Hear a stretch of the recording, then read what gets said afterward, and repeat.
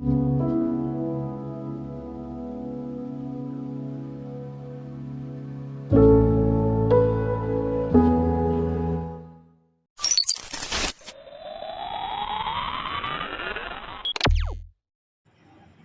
Friends, எல்லோரும் எப்படி இருக்கீங்க? நல்லா இருக்கீங்களா? சப்ஸ்கிரைப் பண்ணுங்கள் ஃப்ரெண்ட்ஸ். அப்படியே பக்கத்தில் இருக்க பெல் ஐக்கானை கிளிக் பண்ணுங்கள். நீங்கள் எப்பவும் செய்கிறத விட இந்த மாதிரி ஒரு ட்ரிப்பு ட்ரை பண்ணி பாருங்கள் ஃப்ரெண்ட்ஸ். வீடியோவை ஸ்கிப் பண்ணாமல் பாருங்கள் ஃப்ரெண்ட்ஸ். நான் இப்போ இட்லி, தோசை, பூரி, பொங்கலுக்காக சாம்பார் பண்ண போகிறேன். அதுக்காக பேன் எடுத்து நல்லா ஹீட் பண்ணிட்டேங்க. இப்போ அதில் தேவையான அளவு ஆயிலும் சேர்த்துட்டேன். ரெண்டு வெங்காயத்தை நல்லா ரஃபாக கட் பண்ணியிருக்கேங்க. இப்போ இதை உள்ளே சேர்த்துக்கலாம்.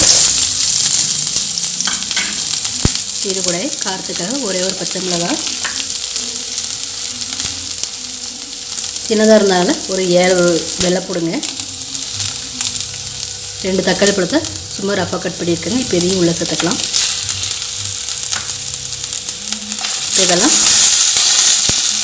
இதெல்லாம் நம்ம நல்லா வதக்கி கொடுத்துக்கலாங்க. இப்போ இதெல்லாம் ஓரளவுக்கு வதங்கியிருக்குங்க. இது கூட இப்போ கொஞ்சமாக மல்லியிலையும் சேர்த்துட்டு நல்லா கலந்து கொடுத்துக்கலாம். இந்தளவுக்கு வதங்கினா போதும், ரொம்ப அதிகமாக வதக்கணும்னு அவசியம் இல்லைங்க. இதை இப்போது நம்ம நல்லா ஆற வச்சுட்டு அரைச்சிக்கலாங்க. இந்த அரைச்சிட்டு வந்த பிறகு உங்கள்கிட்ட காமிக்கிறேன், அதுக்கப்புறம் பார்க்கலாங்க.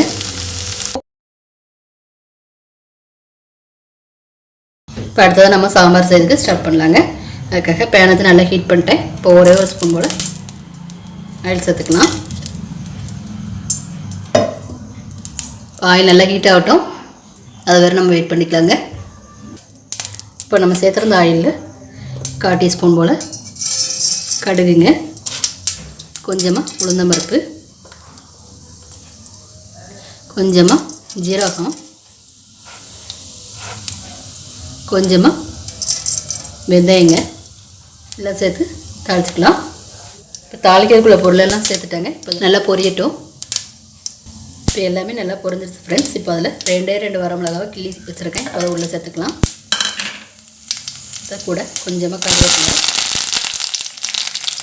3 சின்ன வெங்காயத்தை இது மாதிரி சின்னதாக பீஸாக கட் பண்ணியிருக்கேங்க. இப்போ இதை சேர்த்து நல்லா வதக்கி கொடுத்துக்கலாம்.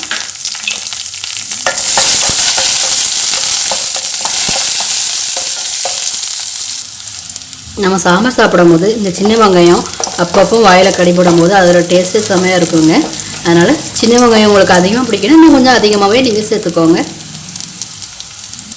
அடுத்ததாக நம்ம இதெல்லாம் ஓரளவுக்கு வதங்கிருச்சுங்க. அடுத்ததாக நம்ம வதக்கி எடுத்த வெங்காயம், தக்காளி, பச்சை மிளகாய், வெள்ளைப்பூடு அதை நல்லா பேஸ்ட்டாக அரைச்சிட்டேங்க. அதை உள்ளே சேர்த்துக்கலாம்.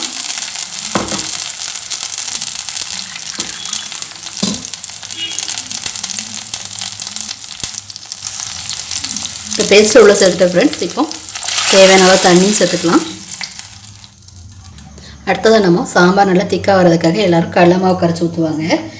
கொஞ்சம் டிஃப்ரெண்ட்டாக ஒரே ஒரு ஸ்பூன் பொரிக்கடலையே நல்லா மிக்சியில் திரித்து பவுடர் ஆக்கிட்டேங்க. அது தண்ணியில் கரைச்சி வச்சுருக்கிறேன். இப்போ அதை உள்ளே சேர்த்துக்கலாங்க. இப்போ கொஞ்சமாக தண்ணியும் சேர்த்துக்கிட்டேன். அடுத்ததாக சாம்பாருக்கு தேவையான மசாலா தூளும் நம்ம ஒன்றா சேர்த்துக்கலாங்க. 1/2 டீஸ்பூன் மஞ்சள் பொடிங்க. அடுத்ததாக சாம்பார்னால் பெருங்காயத்தூள் இல்லாமையா, அதனால் பெருங்காயத்தூள் சேர்த்துக்கலாங்க. ஒரு 1/2 ஸ்பூன் போல். இப்போது 2 டீஸ்பூன் போல் சாம்பார் தூளுங்க. நம்ம ஏற்கனவே வதக்கும் போது பச்சை மிளகாய் சேர்த்துருக்குறோம், தாளிக்கும் போது வத்தல் சேர்த்துருக்கோங்க.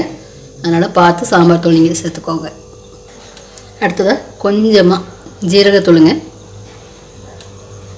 இப்போ இதில் ஒரு 1/2 டீஸ்பூன் போல் மல்லித்தூளுங்க. இன்னும் சாம்பாருக்கு நம்ம உப்பு சேர்க்கல. இப்போ தேவையான அளவு கல் உப்பையும் உள்ளே சேர்த்துக்கலாம். இப்போ இது எல்லாமே நல்லா மிக்ஸ் பண்ணி கொடுத்துக்கலாங்க. இப்போ இது எல்லாமே ஒன்று சேர நல்லா மிக்ஸ் பண்ணி கொடுத்துட்டேன். இப்போ சாம்பார் நல்லா கொதிச்சு வரட்டும். அதுக்கு அடுத்தாப்புல நம்ம மல்லியில் சேர்த்துக்கலாங்க. பொரிக்கடலை நீங்கள் அதிகமாக சேர்த்துட்டிங்கன்னா சாம்பார் சீக்கிரமாக திக்காயிருங்க. அதனால் சாம்பார் உங்களுக்கு எந்த அளவுக்கு தேவையோ நீங்கள் அந்த அளவுக்கு பொரிக்கடலையே உள்ளே சேர்த்துக்கோங்க.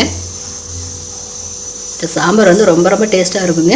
பூரிக்கு, இட்லி, தோசைக்கு, பொங்கலுக்கு நீங்கள் எல்லாத்துக்குமே இந்த சாம்பார் வச்சு ட்ரை பண்ணி பாருங்கள். சும்மா எல்லாத்துக்கூடையும் அடிப்புள்ளியாக போங்க. அதோட டேஸ்ட் சும்மா சூப்பராக இருக்கும். நீங்களும் அதை கண்டிப்பாக ட்ரை பண்ணி பாருங்கள் ஃப்ரெண்ட்ஸ்.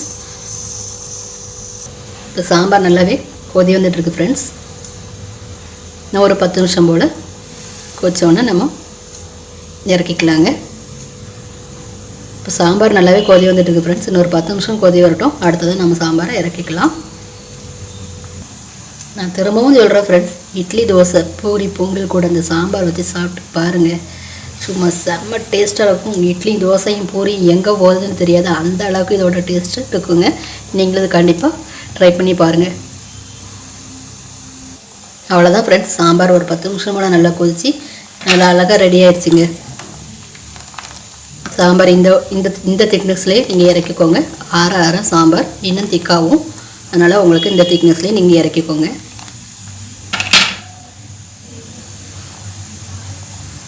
இப்போ கடைசியாக மல்லியில் மேலே தூவிட்டு சாம்பாரை நம்ம ஃபினிஷ் பண்ணிக்கலாம். அவ்வளோதாங்க, இறக்கிக்கலாம். ஃப்ரெண்ட்ஸ், லைக் பண்ணுங்கள், கமெண்ட் பண்ணுங்கள், ஷேர் பண்ணுங்கள், மறக்காமல் சப்ஸ்கிரைப் பண்ணுங்கள். அப்படியே பக்கத்தில் இருக்க பெல் ஐக்கான் கிளிக் பண்ணுங்கள். தொடர்ந்து சப்போர்ட் பண்ணுங்கள் ஃப்ரெண்ட்ஸ். தேங்க்யூ.